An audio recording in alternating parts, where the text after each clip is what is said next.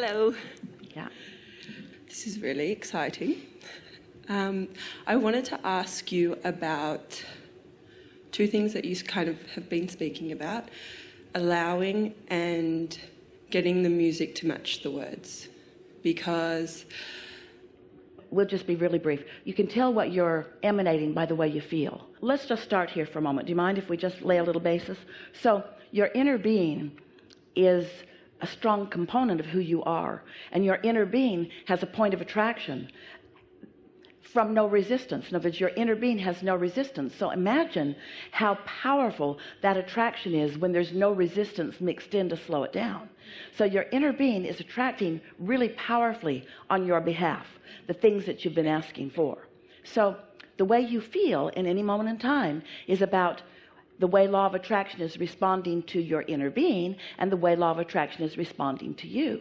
If you are, because of the attitude that you've adopted deliberately, if you are in sync with your inner being, like meditation, you're not competing or resisting, then you and your inner being are both standing in this powerful place of attraction, and things are coming to you with speed and clarity and accuracy and satisfaction. But anytime you feel some sort of negative emotion, that means that your energy is split, and while your inner being is still attracting on your behalf, you're not letting it in, you're not allowing it. And so doesn't it seem logical that the first order of business would be to get over here in sync with where all the power is? Yeah? Yeah.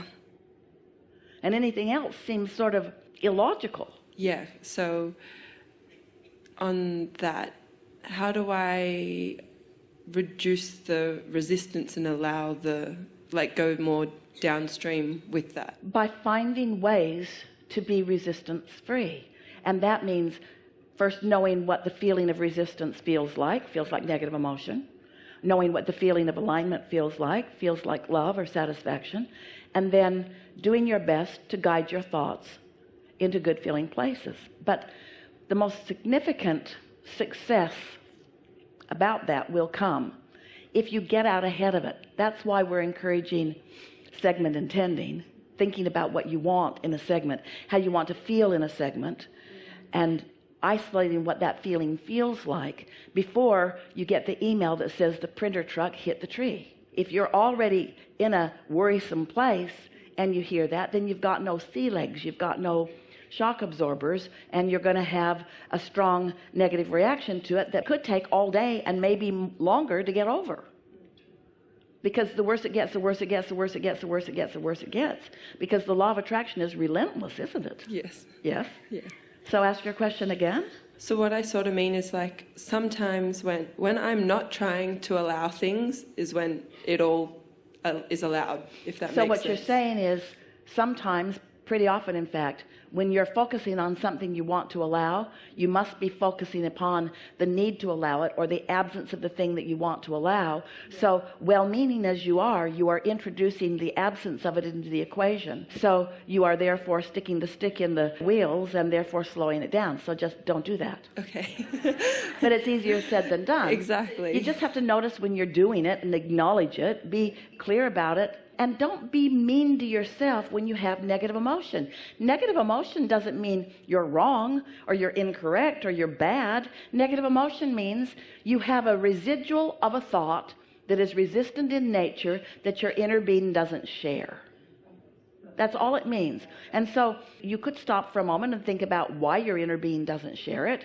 Or you could just say, well, I'll just think about that later, or maybe I won't think about it at all. Or maybe if you catch it early enough, you can think another thought that your inner being does share.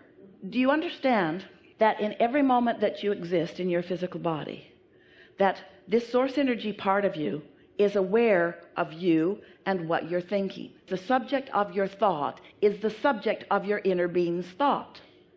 But every thought subject is like a stick with wanted on one end and absence of what is wanted on the other end of it, and your inner being, as it is joining you in that thought, is always on the what you want end of the stick. If you're on the what you want end of the stick, then you're having a pleasant thought. Esther just loves it when she finds her mind wandering in these pleasant thoughts.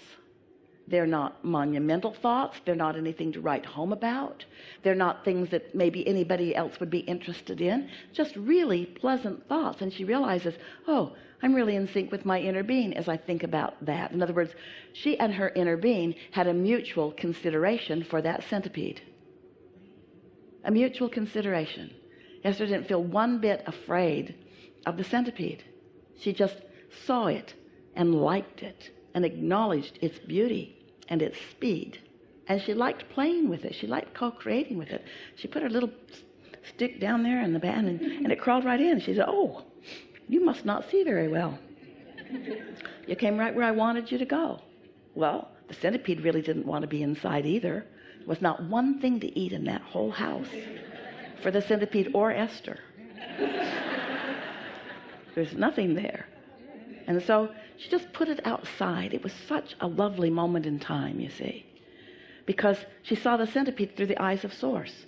And the centipede is Source. A poisonous centipede, really?